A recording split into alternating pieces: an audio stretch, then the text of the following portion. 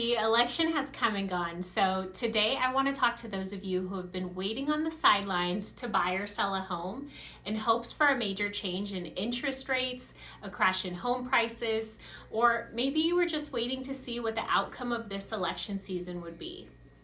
Over the last couple of years, there's been a ton of talk about inflation, interest rates, and the Federal Reserve's next rate cut decisions.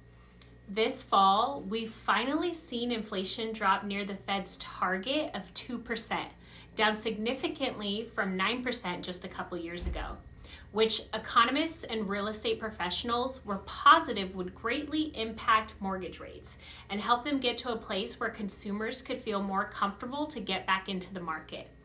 And yes, the Fed has now cut the benchmark rate by 75 basis points in the past couple months. However, many people think that lowered Fed rate means lower mortgage rates for buyers, but here's the thing. The Fed rate does not directly impact mortgage rates, and despite all of these improvements, rates are still high. To put this in perspective, for the past 10 years, typical rates hovered between 4 and 5%.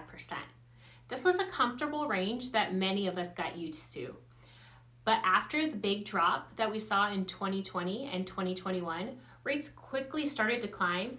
We saw them hit 7% in late 2022.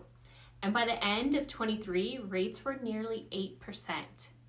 As of now, rates are almost identical to what they were 2 years ago, despite recent adjustments by the Fed and lower inflation. What about prices? Well, if you look at the bigger picture, home prices have steadily increased over the past decade.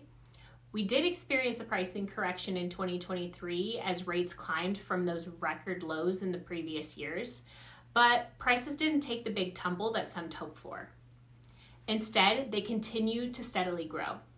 When it comes to both buying and selling your home, there are so many things to consider, and it can be an emotional and sometimes overwhelming process to start.